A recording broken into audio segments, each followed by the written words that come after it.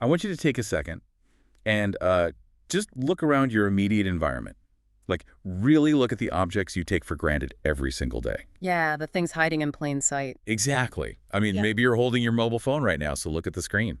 Or look at that waterproof rain jacket hanging by the door. Or even the yoga pants you might be wearing. Right, or the smudge-proof makeup sitting on your bathroom counter.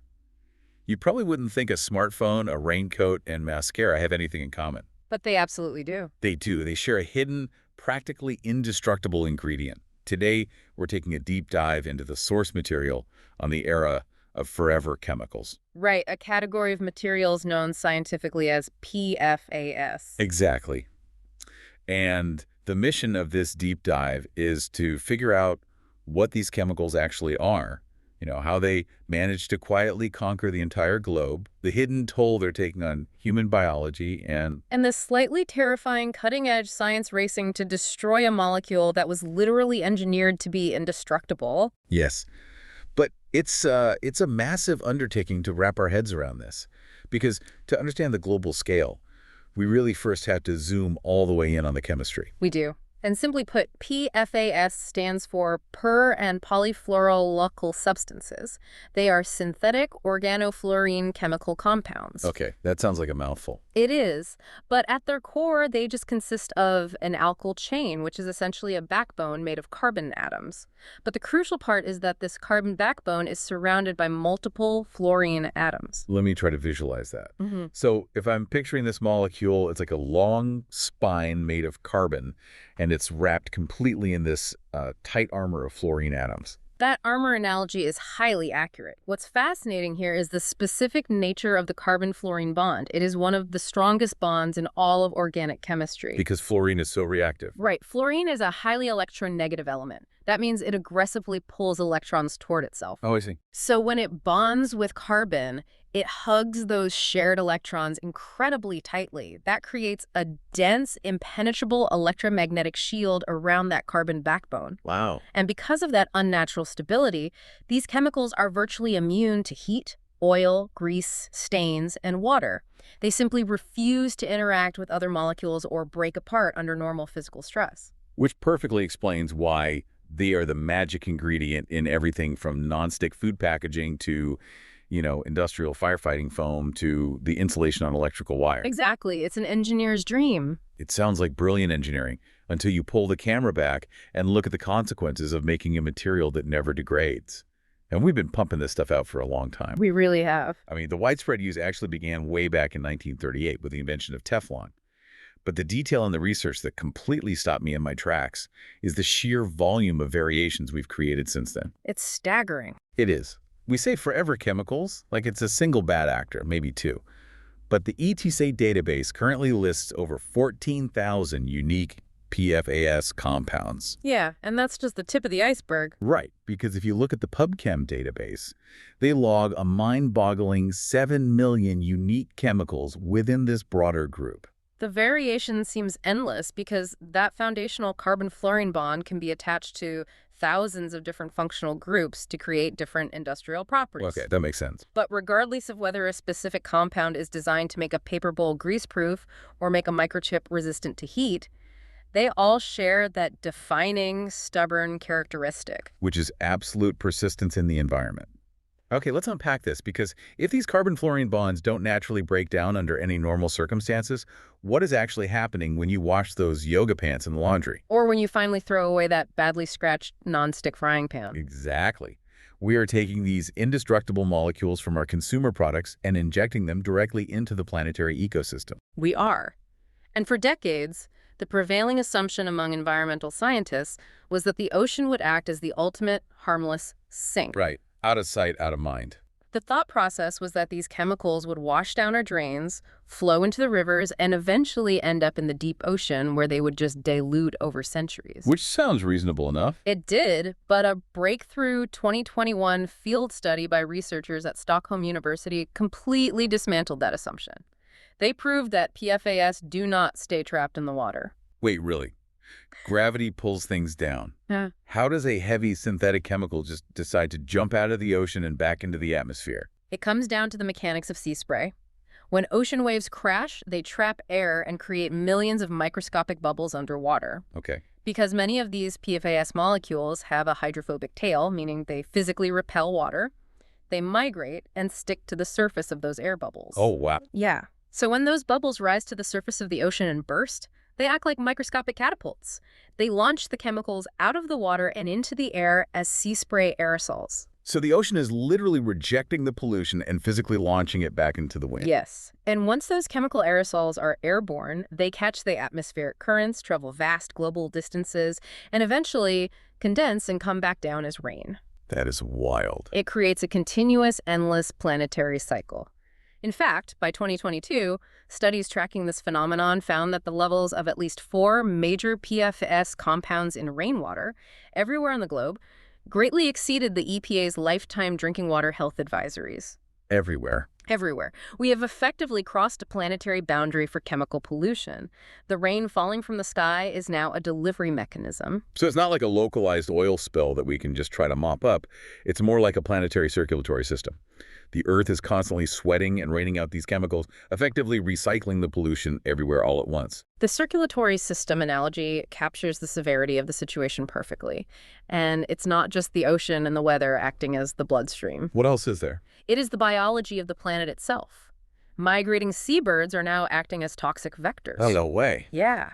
A bird might feed in heavily polluted southern industrial waters, accumulate these chemicals in its tissues, and then fly thousands of miles north. Carrying it with them. Exactly. They are transporting PFAS directly into the otherwise pristine Arctic environment.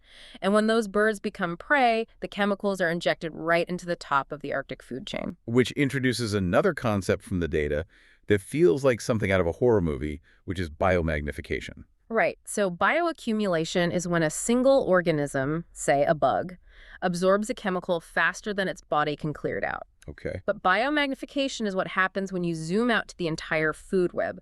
Because PFAS compounds bind tightly to proteins in blood and liver tissue, they don't get flushed out of an animal system. So it just builds up. Exactly. So an aquatic insect absorbs a tiny amount of PFAS from the river water. Then, a small fish eats hundreds of those insects, absorbing all of their combined toxic load. And then a bigger fish eats the small fish. Right. A larger predatory fish eats dozens of those small fish. At every single step up the food chain, the concentration of the chemical multiplies exponentially. And the actual math on that multiplier effect is staggering. Looking at a 2023 U.S. study on freshwater fish collected by the EPA, the concentrations of these chemicals in the biological tissue, the biota, can be 5,000 times greater than the concentration in the surrounding water. It's a massive magnification. It is. They noted that eating just a single serving of locally caught freshwater fish can significantly spike the levels of a compound called PFOS in your own bloodstream. Which forces us to look in the mirror. If the planet is circulating these chemicals like a giant bloodstream, what happens when they begin to accumulate heavily in human blood? Right. We cross the line from an abstract environmental crisis to a very intimate, direct human health crisis. So let's talk about the human body then. Right. Because if I eat that piece of fish, or if our listener drinks a glass of tap water today, how long do those specific molecules actually stick around inside us? Does our stomach acid even make a dent in them? Human stomach acid is incredibly weak compared to the carbon-fluorine bond. The human body simply does not possess the biological machinery, the enzymes, or the acids required to break that chemical armor. So it just stays there. Instead, these chemicals take up residence. They have a half-life of over 8 years in the human body. Over 8 years. So the chemical coating from a fast food wrapper I ate in 2018 is potentially still circulating in my blood right now. That is the reality. Because they bind to our blood proteins, they are only very, very slowly cleared out through urine. Wow. And that lengthy residence time means they accumulate year after year to levels where they begin to trigger serious biological misfires. And the data on those misfires is grim. A 2023 report by the Mount Sinai School of Medicine linked high exposure to PFAS to a 40% decrease in a woman's ability to have a successful pregnancy. It's a very significant drop. It also pointed to severe hormone disruption and delayed puberty onset. The developmental impacts are particularly profound because fetuses and young children are undergoing rapid cellular growth, making them highly vulnerable to endocrine disruptors. That makes sense. And these chemicals can transfer directly from mother to infant via breastfeeding, which has been linked to lower birth weights and even a decreased immune response to standard childhood vaccines. That is so concerning. But the disruption goes even deeper than hormones.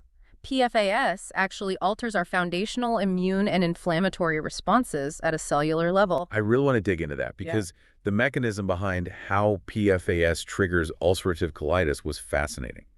I always assumed chemical exposure just caused direct physical damage, like an acid burning a hole in the stomach lining. Right, like a caustic burn. Yeah, but it's much sneakier than that. It essentially hacks the immune system. It is a brilliant, though destructive, biological hack.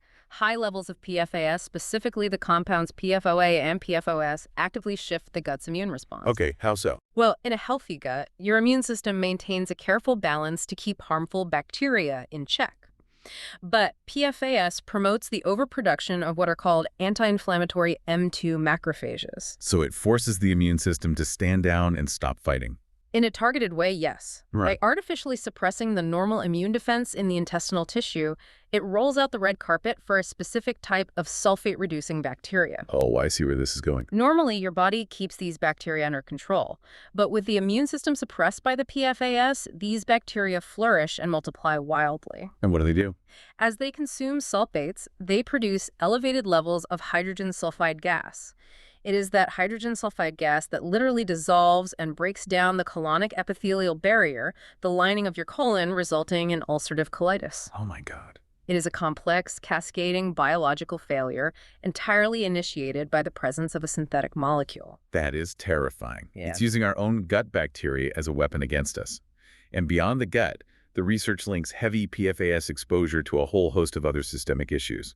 Yes, there's quite a list. Like thyroid disease, high cholesterol, severe liver injury, and several types of cancers, including kidney and testicular cancer.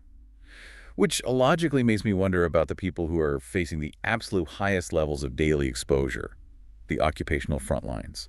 Historically, our understanding of these severe health impacts came from medical surveillance of the workers at fluorochemical manufacturing plants, starting all the way back in the 1940s. Right. The blood serum levels of those factory workers were sometimes tens of thousands of times higher than the general population. But the front lines of exposure have expanded drastically today. Firefighters, for instance, are absorbing massive toxic loads. I saw that specifically regarding Class B firefighting foam.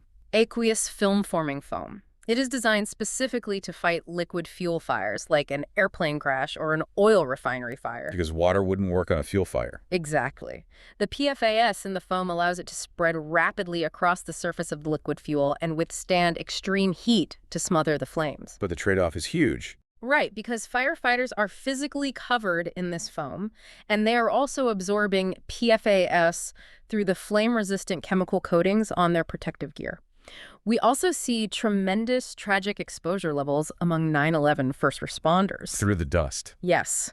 When the World Trade Center towers collapsed, the pulverized dust and smoke contained massive concentrations of PFAS from the stain-resistant coatings that were used on acres of carpets and thousands of pieces of furniture inside those offices. I mean, I completely understand the risk for emergency responders and chemical workers, but there was one occupation listed in the data that I had to read 3 times. It seems so out of place. The ski technicians. Yes, a professional ski wax technician. I would have assumed the highest exposure risk was exclusively for chemical plant workers. But you're telling me a professional ski wax technician just from breathing in the fumes of heated glide wax is facing some of the highest total PFAS air concentrations recorded. It sounds absurd until you look at the physics of the job. The high-performance glide wax applied to the bottom of professional skis is packed with PFAS to drastically reduce friction against the snow. Okay. During the application process, technicians use a hot iron to melt and bond the wax to the ski. Ah, so they're vaporizing the chemicals? Vaporizing them in entirely unventilated spaces. The heat of the iron releases dense fumes and airborne particles filled with perfluoroalkyl acids. That's awful. Because these technicians are often working in small enclosed trailers or basement tuning rooms, leaning directly over the workbench, they are inhaling vaporized forever chemicals straight into their lung tissue hour after hour. Breathing in vaporized Teflon to shave 1/10 of a second off a ski race. Yeah. When you lay out the health effects, the global contamination, the rainwater, it brings up a massive, unavoidable question about the economics of this crisis. How long have the manufacturers known? What kind of money is keeping this industry alive? And who is ultimately paying the bill for the fallout? Looking at the historical context available, the major chemical producers, companies like DuPont and 3M, were aware of the baseline toxicity decades ago. Really? Decades ago? Internal documents and studies reveal they knew as early as the 1970s that these substances were, quote, highly toxic when inhaled and moderately toxic when ingested. Yet, instead of pulling back, global production expanded exponentially. Let's talk about the math behind that expansion, because Yeah. the numbers are almost hard to process. The PFAS market generated $28 billion in revenue in 2023 alone. Right. And that resulted in about a $4 billion net profit for the chemical industry. But contrast that $4 billion profit with the estimated societal cost. An organization called ChemSec ran the numbers on the global costs for healthcare treatments, soil remediation, and municipal water filtration. And what did they find? They estimate the global cost to be $17.5 trillion annually. And a separate January 2025 report stated that cleaning up toxic PFAS pollution just in the UK and Europe could easily top 1.6 trillion pounds over the next 20 years. It is a staggering economic disparity.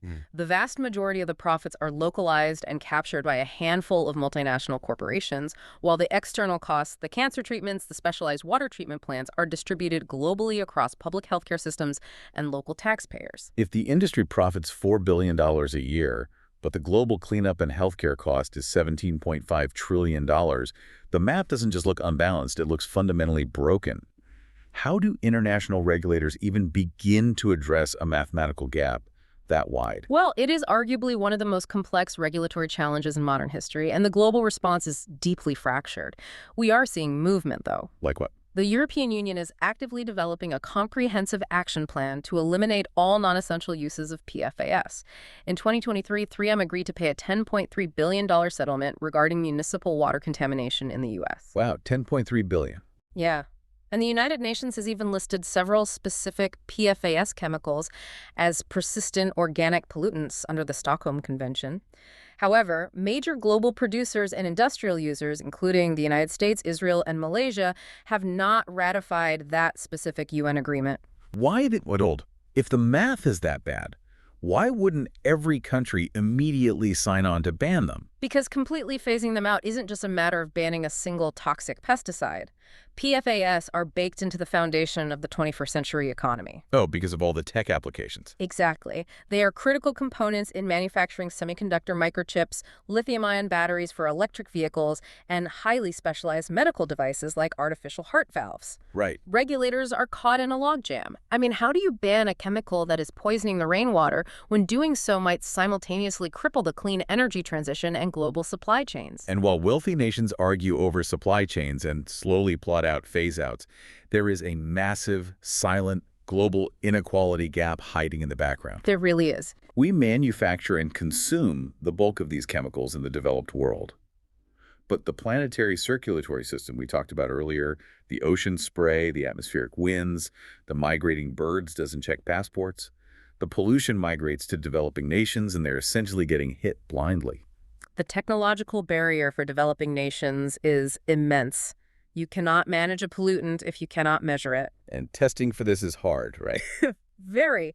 Testing for trace amounts of PFAS in local water supplies and agricultural soil requires highly sophisticated equipment, specifically liquid chromatography mass spectrometry machines. That sounds expensive. Extremely. These cost hundreds of thousands of dollars to buy and operate, which many regions simply do not have the budget for. If you cannot detect the contamination, you cannot track the source or treat the water. And the tragic downstream effect is that when that invisible contamination eventually leads to spikes in thyroid disease or ulcerative colitis in those populations, they often lack the robust healthcare infrastructure required to treat those long-term chronic diseases. We have effectively shifted a toxic burden onto the populations least equipped to handle it. Which brings us to the most urgent, high-stakes area of scientific research happening today, which is remediation. Given the trillions of dollars in damage and the severe biological toll, how do we actually clean our water? How do we destroy a bond that nature itself cannot break? This is the part that feels like pure science fiction.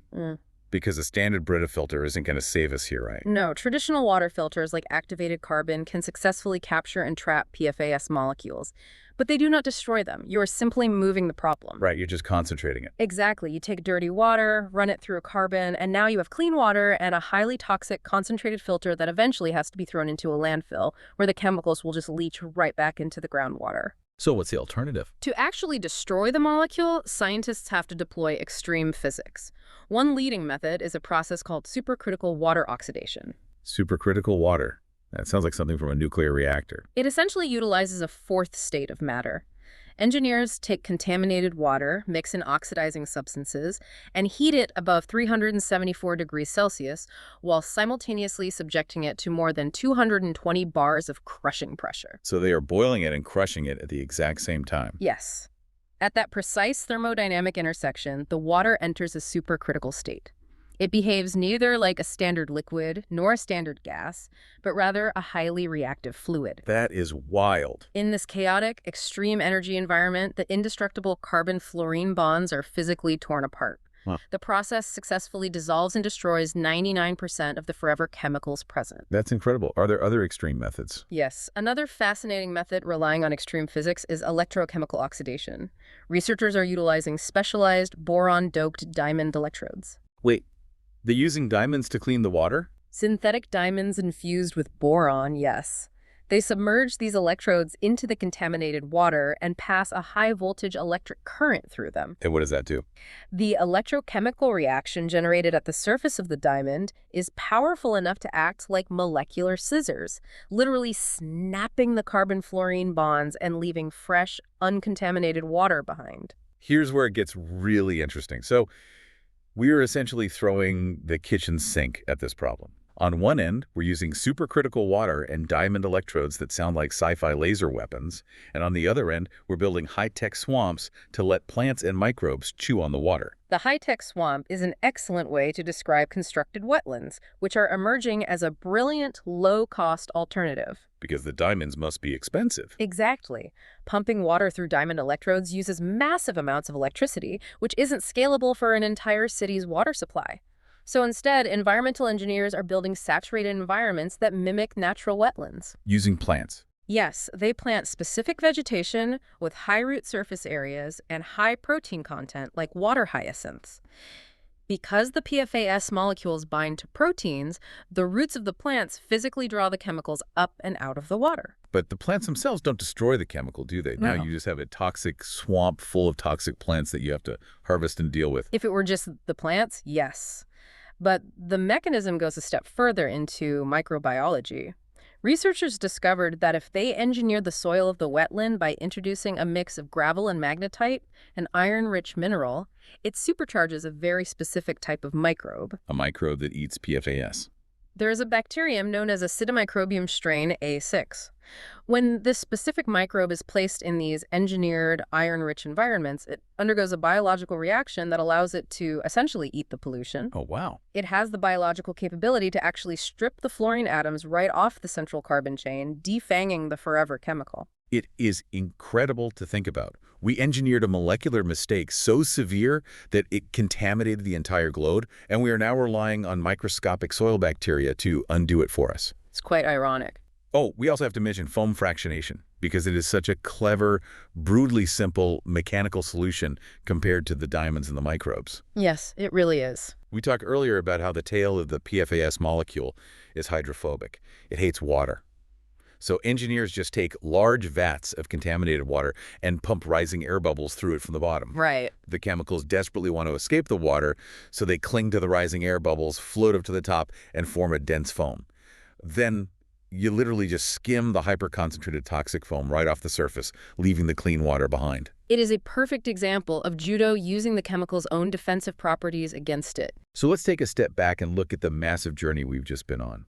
We started with the waterproof coating on the jacket, hanging in your closet.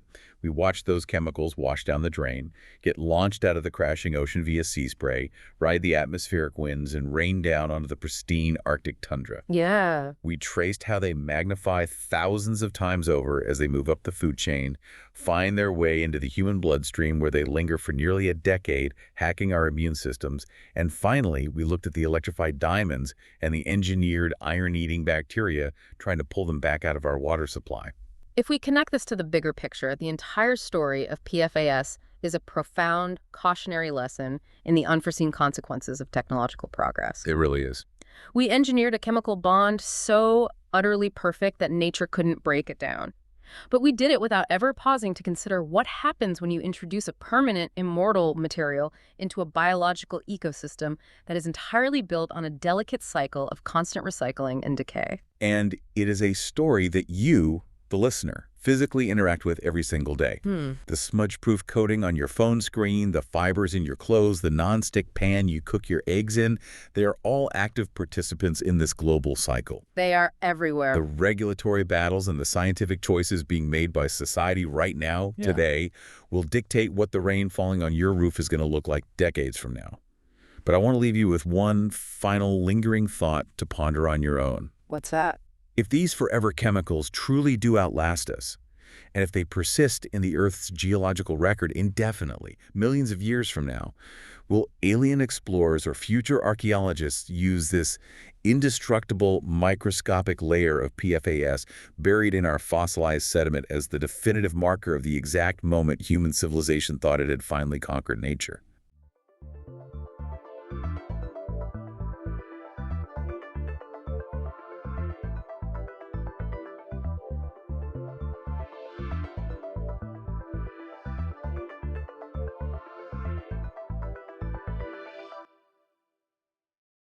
What if I told you that a beloved, seemingly innocent children's bedtime story is actually a centuries-old blueprint for like class warfare, home invasion, and psychological terror? It sounds like a bit of a stretch when you put it that way, but yeah. Right. But welcome to today's deep dive. We are unpacking a stack of sources today, primarily centering on the Wikipedia article for the town musicians of Bremen. And our mission today isn't just to, recap a fairy tale for you. No, definitely not. We're going to strip this classic grim narrative down to its studs. We want to show you how a quirky story about aging farm animals is actually this masterclass in exploiting cognitive biases. And it's a reflection of some deeply subversive cultural values, plus a massive global folklore phenomenon that stretches like way beyond Europe. It really is a phenomenal text to deconstruct, especially when you consider the historical origins. Right, the background is key here. Exactly. So to set a baseline for us, the foundational facts begin with the Brothers Grimm. They published this specific tale in 1819, and it was nestled in the second edition of their collection, Kinder and Hosmerny. But the Grimms weren't just sitting in a room inventing these plots from scratch. They were basically curators, right? Right, they were curators. They base Bremen on the accounts of a German storyteller named Dorothea Wieman. Oh, wow. And she is a crucial figure because she represents the oral tradition, like the ultimate game of telephone that preserved the survival tactics and, frankly, the frustrations of ordinary working-class people. Just encoding them into these easily digestible stories for generations. Exactly. Well, before we zoom out to look at how that oral tradition spread across the globe, we should really establish the core narrative, because the entire plot kind of hinges on a rather brilliant central irony. It does. It really does. For anyone listening who hasn't revisited this tale since childhood, here is the basic setup. You have a donkey, a dog, a cat, and a rooster. The classic crew. Right. And they all share one defining, inescapable trait. They are past their prime. Yeah, that's the catalyst for everything. They've spent their entire lives providing labor for human masters, and now that their physical utility is fading, they are facing, well, execution or starvation. They're entirely obsolete in the eyes of their owner. Exactly. They are obsolete. So rather than accept that fate, they abandon their posts and team up, and they decide to walk to the city of Bremen. Which historically held a pretty strong reputation as a free city. Right. To live independently and work as town musicians. It is a It's a radical assertion of agency. I mean, these are creatures that have never possessed a shred of autonomy, right? And they're suddenly deciding to dictate the final chapter of their lives. I always look at it as this gritty 19th century retirement road trip. That is exactly what it is. The motivation is incredibly potent. I mean, anyone listening who has ever felt undervalued at an organization or felt the quiet pressure of being pushed out to make room for younger, cheaper talent, you understand exactly why these four animals take to the road. Oh, absolutely. They are asserting that they still possess intrinsic value. But the narrative takes a sharp left turn almost immediately. It does, and this is the story's greatest irony. It's the detail most people completely forget. Despite the title, the animals never actually arrive in Bremen. Wait, really? They never make it? They never become town musicians. They never play a single note for a crowd. They don't even make it to the city limits. Not at all. As dusk falls on the very first day of their journey, they find themselves deep in the woods. They spot a light, creep up to a cottage, and, peer through the window. And what's inside? Inside, they see a gang of robbers feasting on a massive haul of stolen loot. Okay, so the animals are exhausted and starving, so they calculate a tactical strike. A very bizarre tactical strike. Right. The donkey places his front hooves on the window ledge, the dog jumps on the donkey's back, the cat scrambles onto the dog, and the rooster flies up to perch on the cat. Just a towering stack of animals. And on a silent count, they just unleash a wall of chaotic, deafening noise. They shatter the window glass, tumbling into the room. And the robbers, who are absolutely convinced the supernatural has just descended upon them, flee into the forest in blind panic. Which is just hilarious. The animals then calmly eat the feast, turn out the lights, and go to sleep. Yeah, they just take over the house. Let's slow down and examine the actual mechanics of that scare, because why this impromptu home invasion is so incredibly successful is it's deeply rooted in human psychology. It really is. It wasn't just the volume of the noise. Right, it was sensory overload in a pitch-black environment.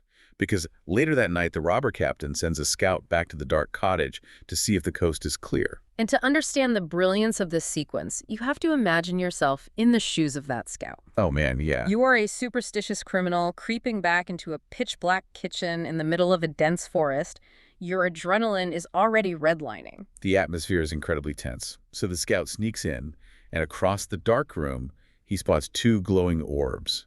Which is just the cat's eyes reflecting the faint moonlight. Exactly. But his brain completely misinterprets the visual data.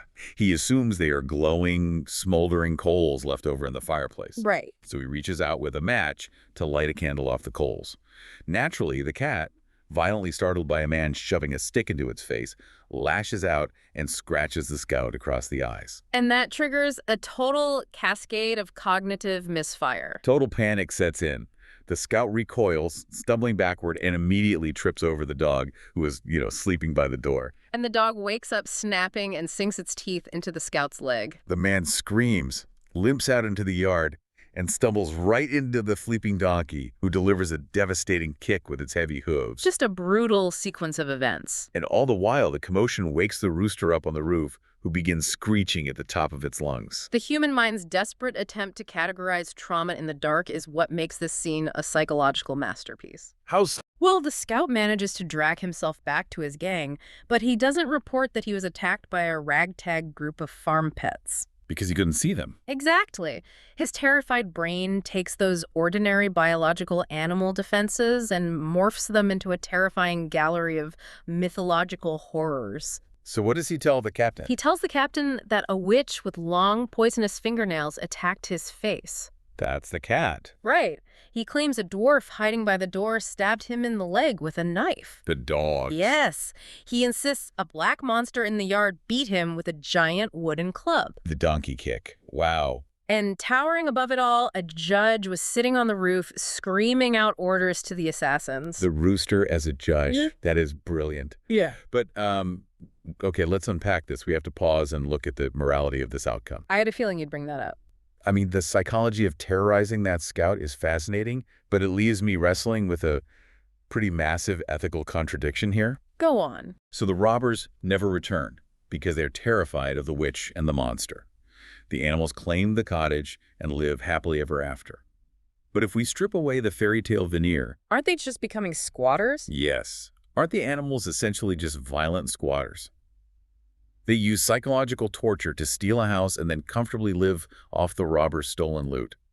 How does the narrative justify rewarding them for committing the exact same crimes the robbers were committing? You're tapping into a very old discomfort with this story. You are entirely correct that by modern legal standards, they are hypocrites and thieves. Right. But we have to view this through the lens of peasant folklore, where the concept of justice operates on a completely different frequency.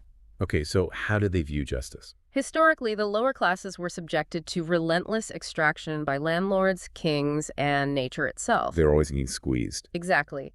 In that environment, hoarding wealth in the woods while others starved was viewed as a far greater sin than stealing it from the corrupt. So the moral compass of the story isn't about the sanctity of private property at all. It's about power dynamics. Precisely that. The animals have been victimized by a cruel, utilitarian hierarchy their entire lives.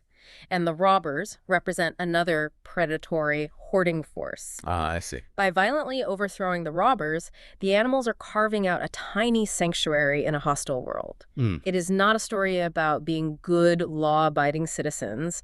It is a story about raw survival and subverting those who hold power over you. That makes a lot of sense. And And you aren't the first person to notice that moral gray area or the subversive nature of the power dynamics. No, definitely not. As we comb through the sources, we see that medieval storytellers were acutely aware of the political implications here. They constantly altered the narrative to reflect entirely different values. The flexibility of the narrative framework is astounding, really. A perfect example in the source material is a variant dating back to the 12th century. Oh, this one is fascinating. Yeah. In this older iteration, the antagonists holding the shelter are not human robbers at all. The occupants are a brown bear, a lion, and a gray wolf. Wait, let's highlight that. Those specific animals aren't just random predators from the woods. No, they're not. Those are the central figures of medieval heraldry. Those are the literal animals painted on the shields and coats of arms of the nobility. That is the crucial connection. You have to remember, in a society where most people are illiterate, heraldry is the visual language of oppression. Oh, wow. You know who taxes you and who can draft you into war based on the lion or the bear on the flag. So in this 12th century variant, you have a donkey, the lowest, dirtiest beast of burden. Teaming up with other common domestic creatures. Yes, teaming up to physically beat the living daylights out of the symbols of the aristocracy. That is incredibly dangerous storytelling. It's not a cute animal fable at all. It's practically a political cartoon masking a peasant fantasy of class warfare. Exactly. The peasants, disguised as farm animals, are kicking the teeth out of the ruling class. And the sources note that in this medieval version, they actually do make it to the city, right? They do. The townsfolk throw a parade for them because they successfully rid the district of these aristocratic beasts. That's such a triumphant ending for the underdogs. It is. But just as folklore can be weaponized to challenge the hierarchy, it can also be retooled to reinforce it. Right, because the sources detail another telling known as the restitution variant, which shifts the thematic core entirely. Yes, the restitution variant is wild. In this version, the animal's original master wasn't a cruel opportunist discarding them for being old. He was a good guy. Right, he was a decent farmer who was financially ruined by a thief, leaving him unable to feed his animals, so he releases them out of mercy. Let me guess. The animals journey into the woods, stumble on the thieves who ruin their master, and execute the exact same sensory scare tactic in the dark. The mechanics are identical, the stack, the noise, the scare, but the aftermath is where the ideology flips completely. What do? Instead of taking over the cottage and claiming the wealth for themselves to live free, the animals pack up the stolen gold, march back to their original farm, and return the wealth to their master so he can rebuild his estate. Wow. Which completely vaporizes the rebellion aspect of the story. It completely erases it. The entire premise of fleeing to a free city to find agency is gone. It goes from a subversive narrative about claiming your own worth to a deeply conservative morality play about duty, loyalty, and restoring the status quo. Folklore is ultimately a mirror. The narrative bends to reflect whatever values the teller wants to install in the listener. That is so true. The 12th century version tells the peasant, "You outnumber the lords, and together you are strong." The restitution variant tells the servant, "You can be brave and fight evil, but your ultimate purpose is to serve your master." So if a single story can mutate to carry such vastly different political and moral payloads within Europe, What happens when the framework leaves the continent entirely? It gets even more interesting. Because the sources suggest this story has a massive global footprint. It's essentially a universal blueprint for the underdog. Right. To map that global footprint, we have to look at how scholars actually categorize folklore. There is an international system called the Arne-Thompson-Uther Index. The ATU index. Yes. It classifies folk tales not by their titles or specific characters, but by their underlying structural elements. The Town Musicians of Bremen is officially classified as tale type ATU 130. Broadly titled The Animals in Night Quarters. Exactly. It sounds a bit like sequencing the human genome, but for storytelling. You aren't looking at the superficial traits like the fur or the feathers. You are tracking the genetic mutations of a narrative as it travels across borders. That is the perfect way to visualize it. Folklorists engage in morphology. They strip away the local paint of a story to examine the bones. And what are the bones of ATU 130? The bones are marginalized outcasts, a journey, an occupied shelter, and a misunderstood sensory scare.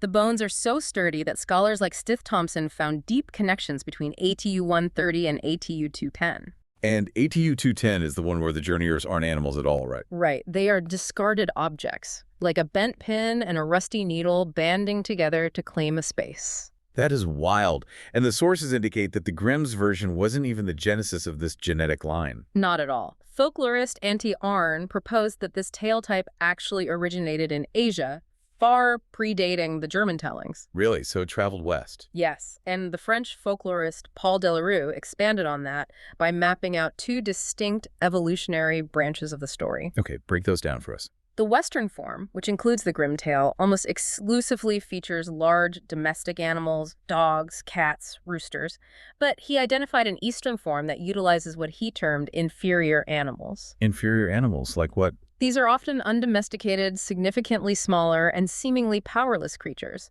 A prime example featured heavily in Eastern variants is a lizard. A lizard. Yeah, and this form is incredibly popular across Japan, China, Korea, Melanesia, and Indonesia. A lizard changes the dynamic completely. And honestly, it amplifies the underlying underdog theme far better than a donkey. How so? Well, a donkey is a large animal. It has a heavy kick. It realistically could hurt a man.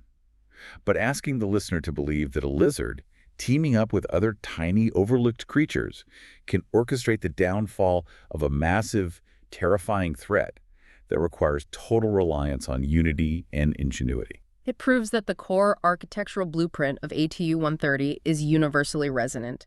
Every culture on Earth harbors a desire to see the powerless outsmart the powerful. The local flora and fauna change, but the bones remain rigid. Exactly. The localized titles found in the sources showcase that beautifully too.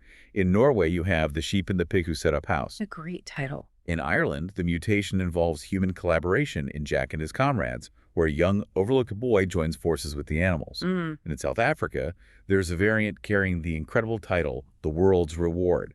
Regardless of the title, it is the exact same DNA. It's outcasts finding lethal power in their unity. Yes, utilizing their highly specific, often malign traits to overcome foes vastly stronger than themselves. Which brings us to a profound realization about why this ancient structure continues to resonate today. What's that? If we look closely at the source text, it explicitly states the prerequisite for these animals being targeted for execution in the first place. Right. They were singled out because they were, quote, past their prime years in life and usefulness. They weren't diseased, they weren't broken, they just aged out of their maximum output. Exactly. They were deemed unproductive by the systems they served. Consider the context of our modern world. We operate within a society that is fiercely hyper-focused on productivity, on youth, on constant frictionless optimization. Oh, absolutely. When an employee, a technology, or a citizen can no longer produce at maximum capacity, there is a systemic urge to discard them, to put them out of pasture and replace them with something newer. It's the exact same utilitarian cruelty the animals faced. Exactly. Which leaves you with a final thought to ponder today. Perhaps The Town Musicians of Bremen isn't merely a fun heist story about barnyard animals standing on each other's shoulders to scare thieves. What do you think it is, though? Perhaps it has survived for centuries because it is a warning. It is a warning to society about the immense untapped power, the profound resourcefulness, and, frankly, the extreme danger of the very populations we choose to marginalize. It's a chilling thought. When a culture decrees a demographic as too old or unproductive to contribute, it strips them of their stake in the social contract. But this story reminds us that those discarded individuals have lived long lives. They possess sharp teeth, heavy hooves, and a deep knowledge of how to survive in the dark. Yes. When you push the marginalized into a corner, they might just realize they have nothing left to lose, band together, and take the house for themselves. Wow. You think you're reading a simple fable about a cat and a dog, and suddenly you're staring at a mirror reflecting how we treat the elderly and the overlooked in our own communities. It's powerful stuff. That is the enduring power of morphological folklore. The paint changes, but the bones never stop holding weight. Thank you for joining us on this deep dive. Keep questioning those simple stories you think you know, and remember, sometimes when the world tells you are past your prime, your perceived weakness might just be your greatest weapon.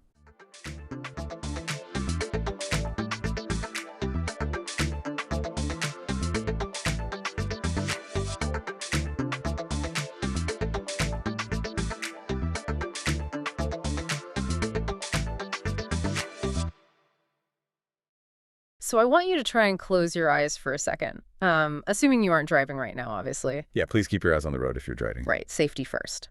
But if you can, imagine you're standing on the sunny shores of the Mediterranean Sea. Maybe, I don't know, you're in southern Spain or looking out from the rocky coast of Italy. It's a gorgeous image. It is, right.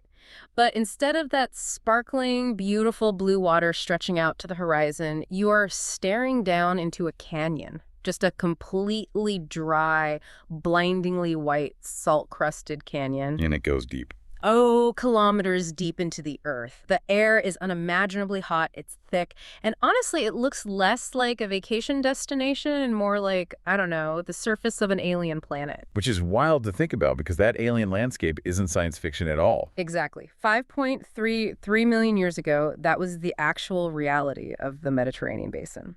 And for today's deep dive, we are exploring a single Wikipedia article about a truly terrifying geological moment called the Zanclean flood.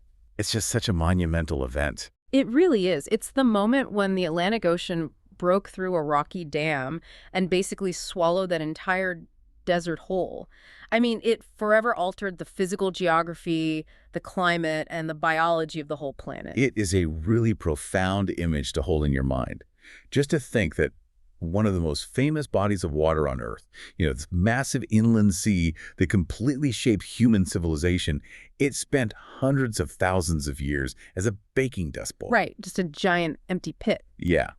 We are looking at an event of sheer, almost incomprehensible scale today, where an entirely dry basin turned back into a massive sea, potentially in a matter of, months. Which just breaks my brain a little bit, but to understand the physics of how a flood of that magnitude even happens, we kind of have to look at the before picture first, right? Exactly. And that before picture is fundamentally a story of plate tectonics. Because millions of years prior to this whole desertification thing, the Mediterranean wasn't an isolated basin at all. No, not at all. It was actually part of a much larger ancient body of water called the Tethys Ocean. Right. But, the Earth's crust is always in motion. So you had this massive tectonic vice grip forming. Mm-hmm. The African plate, the Arabian plate, and the Eurasian plate were all just slowly grinding together.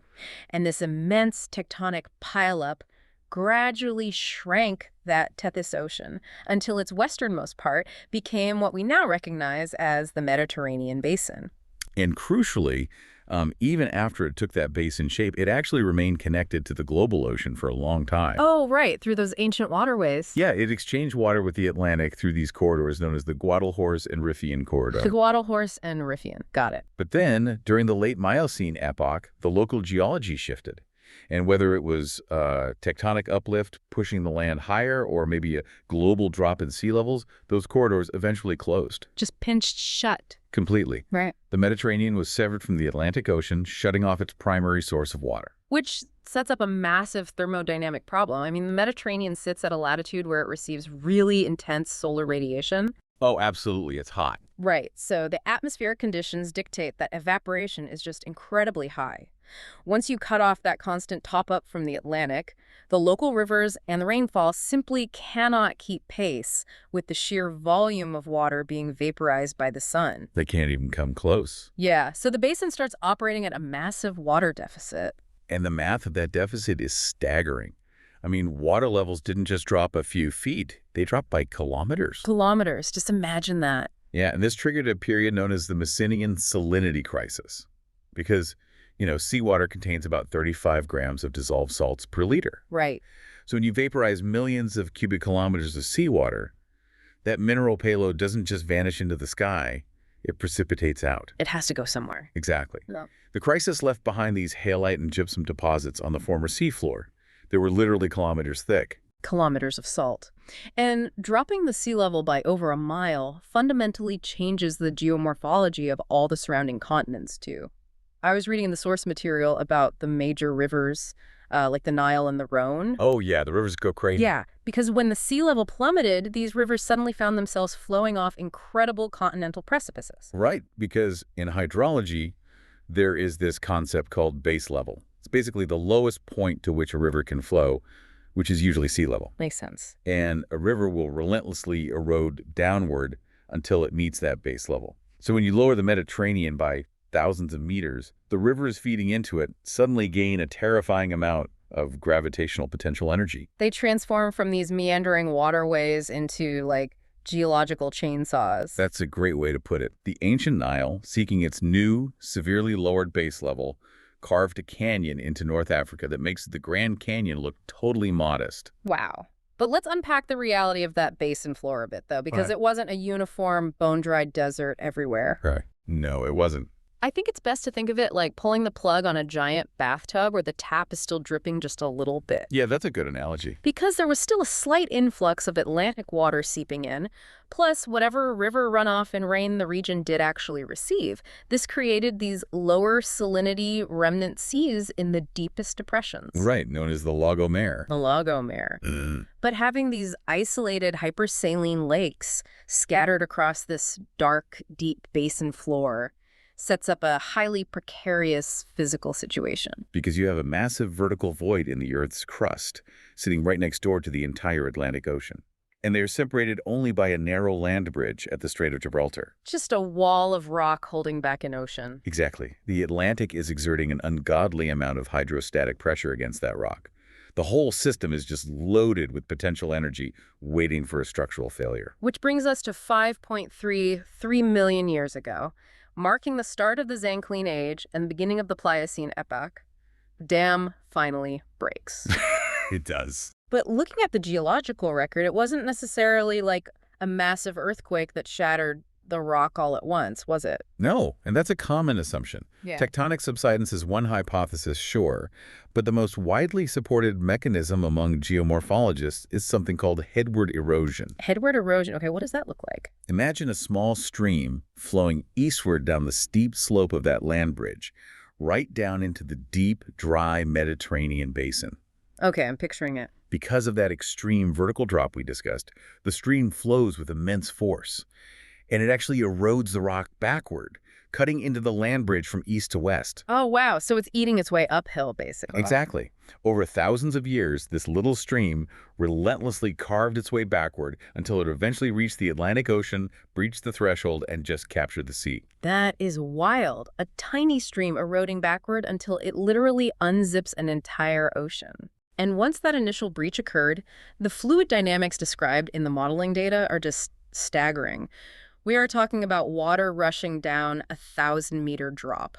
At its peak, the discharge was 100 million cubic meters per second. Right. And in oceanography, volume transport is measured in this unit called sverdrups. Sverdrups. Yeah. One sverdrup is 1 million cubic meters per second. The Zanclean flood reached 100 sverdrup. 100. To put that catastrophic volume into perspective, the total outflow of all the rivers on Earth today combined is only about 1.2 sverdrup. For everyone listening, let that number sink in. 1.2 for all modern rivers. This single localized flow was 100. It was roughly 450 times larger than the current discharge of the Amazon River. It's just massive. It was 10 times bigger than the massive Missoula floods that carved up North America at the end of the last ice age. The sea level in the Mediterranean basin was rising by 10 meters, so more than 30 feet every single day. You could literally sit on the hillside and watch the ocean swallow the land in real time. That is terrifying. But we do need to correct a pretty persistent misconception about how that water actually entered the basin, though. Oh, really? Yeah, because when people hear 1,000-meter drop, the immediate visualization is a giant sheer waterfall, like a localized Niagara Falls, but 1,000 times bigger, crashing straight down into an abyss. Well, yeah, I mean, that's the most intuitive mental image when you hear those dimensions. It is, but studies of the seismic reflection profiles and the underground structures at the Strait of Gibraltar show a very different hydrodynamic reality. Okay, so what did it look like? The flooding channel actually descended quite gradually toward the bottom of the basin. It wasn't a vertical cliff at all. It was a massive, relatively gentle ramp stretching over tens of kilometers. Okay, though, to be fair, the word gentle is doing a lot of heavy lifting there, Hmm. because considering the water moving down this ramp was traveling at about 144 kilometers per hour, or roughly 40 meters per second. True, gentle is relative. Hmm. And that velocity changes everything about how the water interacts with the rock. Water moving at 40 meters per second doesn't just flow over a landscape. It operates like an industrial water jet cutter. Oh, man. The sheer velocity turns the water itself into a blade capable of mobilizing solid bedrock. The current carved a massive U-shaped channel right into the seafloor of the Alboran Sea, which is the westernmost part of the Mediterranean. And a U-shaped channel is usually the classic signature of a glacier, right? Not a river. Exactly. Rivers typically cut V-shapes, so the fact that liquid water cut a U-shape tells you the flow was so voluminous and so turbulent that it acted with the solid, bulldozing mass of a glacier. It did. It ripped up an estimated 1,000 cubic kilometers of solid rock. 1,000 cubic kilometers. And that material was carried by the current and dumped further into the Alboran Sea, forming these giant submarine bars that we can actually still detect under the Pliocene sediment today. But that velocity creates a massive kinetic problem when the water runs out of room, because the Mediterranean isn't just a single open bowl. No, it's not. It's structurally divided into two main basins, west and east. And standing right between them was a massive internal wall known as the Malta Escarpment, located near the present-day Straits of Sicily. Right, so the initial breach of Gibraltar only fills the western Mediterranean at first. Okay. But because the water is rising 10 meters a day, it doesn't just, gently lap against that internal wall when it reaches it. Smashes into it. It hits the Malta Escarpment, tops it, and sets the stage for a second. Localized mega flood. The water violently spilled over this internal barrier through a submarine channel called the Noto Canyon, right off the coast of Avola, Sicily. Wow. And it cascaded into the deep Ionian Sea of the Eastern Basin. The localized effects of this second spillover were just pure chaos. I can only imagine. The kinetic energy generated massive whirlpools, terrifying reverse flows, and it blasted immense amounts of sediment into the Ionian Sea. The magnitude of this internal spillover was physically comparable to the initial flood at Gibraltar. Which forces us to look at the physical toll on the Earth's crust itself. Because, you can't just introduce billions of tons of hydrostatic load onto a tectonic plate in a matter of months without breaking the local equilibrium, right? No, you absolutely cannot. The phenomenon you are pointing to is called induced seismicity, and it relies on the principle of isostasy. Isostasy. Yeah. The Earth's rigid outer crust is essentially floating on the semi-liquid, highly viscous mantle below it. Okay. During the hundreds of thousands of years of the Messinian salinity crisis, billions of tons of water weight had evaporated. So in response to that missing mass, the crust slowly rebounded upward. Because the mantle below had time to slowly flow inward and push the lighter crust up. Precisely. But the Zanclean flood throws all that immense weight back onto the crust almost instantaneously, at least in geological terms. Oh, I see. The mantle is viscous. It cannot flow out of the way fast enough to accommodate the sudden, massive downward pressure. So the crust literally fractured and shuddered under the strain, triggering substantial earthquakes. And massive sudden earthquakes underwater translate directly to displacement of the water column, which means tsunamis. Exactly. The seismic shaking destabilized the steep continental slopes that had been carved out when the basin was dry. This led to massive underwater landslides, which displaced enormous volumes of water, generating mega tsunamis. Jeez. Sedimentological evidence found in the Algeciras Basin suggests these tsunami waves reached heights of 100 meters. A 300-foot wave rebounding around a rapidly filling basin. That is just apocalyptic. It really is. The tectonic stress from the sheer weight of this new sea was so profound that it rippled through the regional plates. It actually physically influenced the development and uplift of the Apennine Mountains in Italy. Wait, really? Yeah. The localized gravity field of the Earth itself was being altered by the infilling of the sea. That is unbelievable. But, looking at the sources, we should be clear that this catastrophic one big swoosh model isn't universally accepted by every single geologist. That's true, it's not. Because if the whole basin filled in just 2 years with that level of extreme violence, we would expect to see uniform, chaotic sediment deposits everywhere. Yet the data from the North African margin tells a slightly quieter story, doesn't it? It does. It is a very vibrant scientific debate. And the dichotomy in the geological record is fascinating. The catastrophic model is heavily supported by those chaotic sediment deposits around the Malta Escarpment we just talked about, Right. which strongly imply an incredibly intense, rapid flooding event. However, researchers examining the southern margin of the Alboran Sea near North Africa, they find sedimentary layers that suggest a more gradual reflooding. Okay, so it suggests the Mediterranean might have refilled in multiple smaller pulses over a longer period, perhaps involving like an intermittently open Strait of Gibraltar that allowed water to flow in, get restricted, and flow in again. Exactly. The physical scars of a monumental flood are undeniable, but mapping the exact timeline, Whether it was months or centuries. right, whether the bulk of the water rushed in over a few months, a decade, or a couple of centuries, that is the puzzle the scientific community is still actively piecing together today. And obviously we aren't taking sides here. We have to impartially weigh both the chaotic deposits in the north and the stratified deposits in the south. We're all just trying to read the same 5 million-year-old rocky diary. Well said. But regardless of whether it took 2 years or 200 years, in the grand sweep of geological time, it is an instantaneous geographic transformation. And that transformation forced a total biological reset. It was a massive shock to the system. Let's talk about the biosphere, because the immediate shocks were absolute. For hundreds of thousands of years, the dry Mediterranean basin acted as a massive terrestrial superhighway. Oh, yeah. Land animals, early mammals, and reptiles could freely cross back and forth between the continents of Africa and Europe. But the formation of the Strait of Gibraltar permanently shattered that migration route. The terrestrial gene flow between Europe and Africa was abruptly severed, which fundamentally altered the evolutionary trajectories of species on both continents. Right. It is a textbook trigger for allopatric speciation, where isolated populations diverged genetically. And nowhere is that allopatric speciation more intense than on the high ground that suddenly became islands. Very true. Places like Crete or Cyprus were just mountains in the dry basin. But when the floodwaters rose, they became islands, trapping whatever animals and plants just happened to be on them at the time. And those newly formed islands became evolutionary pressure cookers. When terrestrial animals are suddenly confined to an island with limited resources and, crucially, no new predators, they often undergo rapid morphological changes. Okay, what kind of changes? It's governed by what evolutionary biologists call Foster's rule. You see instances of island dwarfism, where large mammals shrink to survive on fewer calories. And on the flip side, island gigantism, where small animals grow unusually large in the absence of predators. That makes a lot of sense. The sources specifically highlight incredible localized adaptations, like the evolution of the Greek marsh frog, directly tied to this event. Yeah, the biology is fascinating. And the flora had to endure a massive shock to the soil chemistry, too.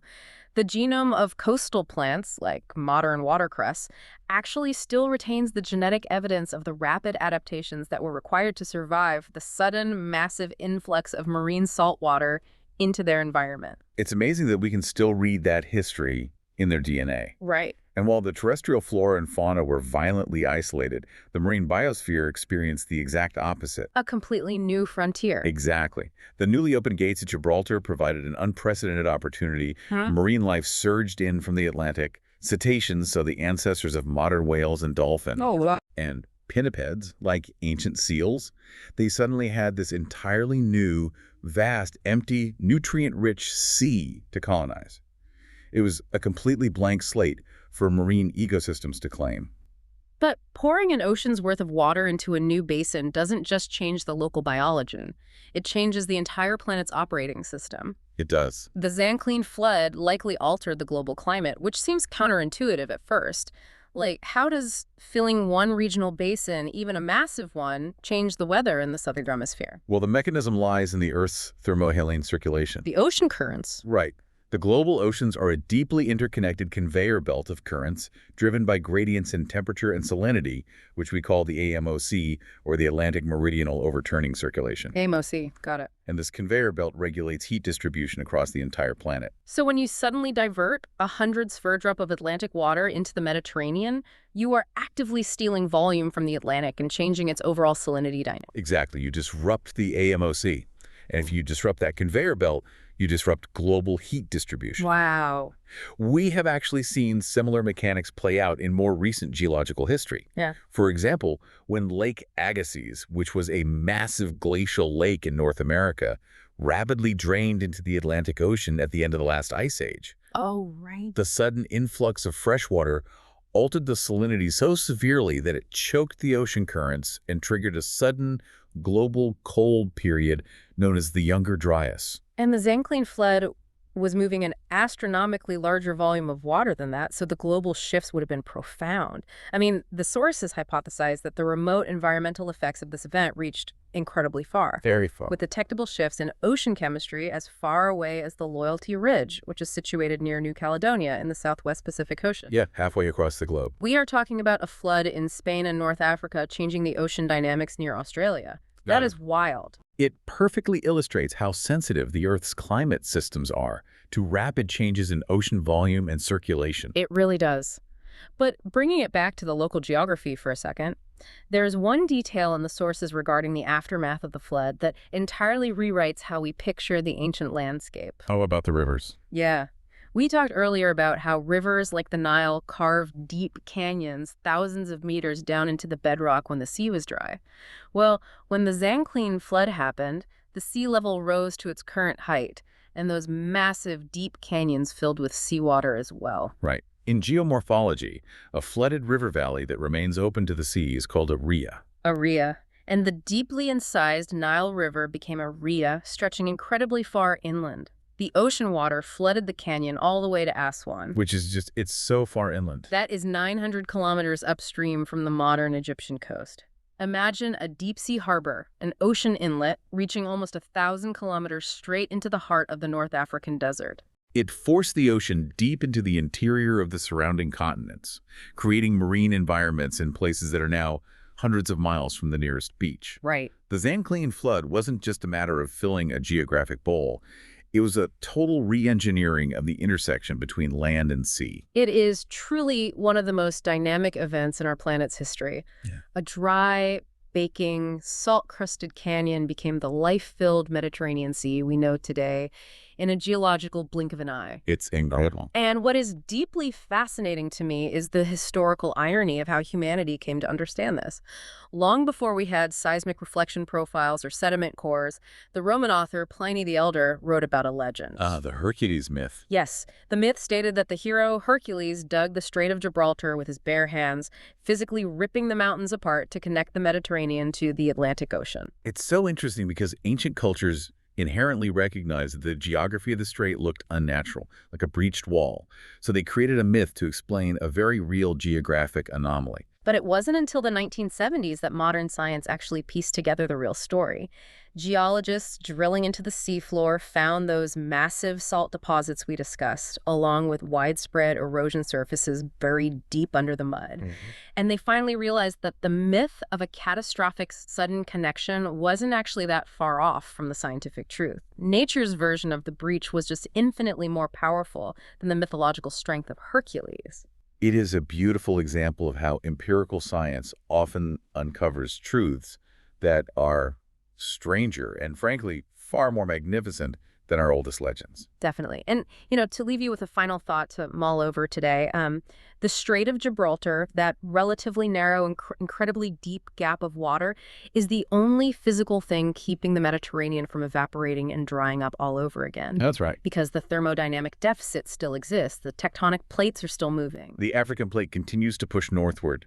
The geological forces that closed the strait 6 million years ago, they haven't ceased. Right. They are still happening. And knowing how delicate that balance is makes a piece of 20th century history deeply unsettling to me. Oh, you mean Atlantropa? Yes. In the 1920s, there was a seriously proposed, widely discussed engineering project called Atlantropa.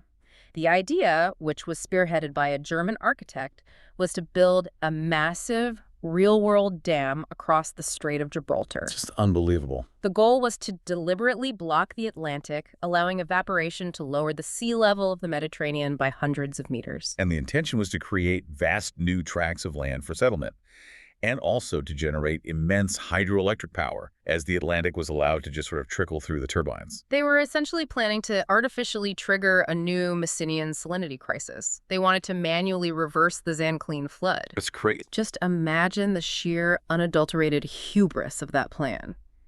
What would it mean if humanity, rather than nature, actively chose to undo the most epic flood in Earth's history, intentionally bringing back the heat, the salt, and the dry alien canyon we visualized at the very beginning of this deep dive? It definitely puts things in perspective. It makes you look at that sparkling blue water a little differently, doesn't it? Well, that's all for today's deep dive. Thanks for listening, and we'll catch you next time.